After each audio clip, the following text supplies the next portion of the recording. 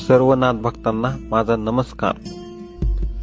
तुम्ही दरवर्षी तुमच्या कुलदेवतेचे दर्शन घेता का? त्यांना त्यांचा मानपान देता का? जोगेश्वरी देवीची ओटी भरता का?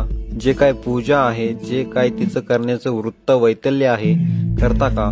जर नसेल करत तर सावध, कारण आपला देव आपला उद्धार करत असे। आपल्या कुळाचा उद्धार करण्यासाठी कुलदैवतही आपल्यासाठी सज्ज होऊन बसलेले असतात। तुम्ही जर त्यांच्याकडे दुर्लक्ष केलं तर तुमच्या कुळावर संकट यायला सुरुवात झालेली असते आणि ही संकट तुम्हाला कळत नाहीत, पण नाक दाबले की तोंड उघडतं। तसं तुमच्या संततीला जेव्हा हे त्रास व्हायला सुरुवात होते तेव्हा ती तुम्हाला आठवायला लागते आणि ही आठवणे ही फार गरजेचं आहे। समजा तुमच्या मुलाची लग्न झाली किंवा लग्न होत नाहीत, बरं झाल्यानंतरही वैवाहिक जीवनात येणारे अडचणी या सगळ्याला कारणीभूत असते तुमचे कुलदैवत। हे तुमचे वाईट नाहीत करत, पण त्यांना मानपान द्यायला तुम्ही विसरलेले असतात।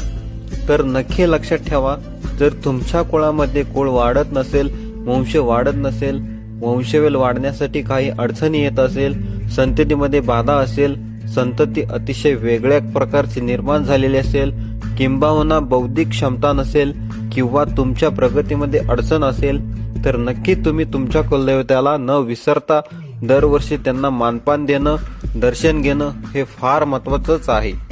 निश्चितच ह्याचं फळ तुमच्या कुळाला, तुमच्या पुढच्या पिढीला दिल्याशिवाय राहणार नाही।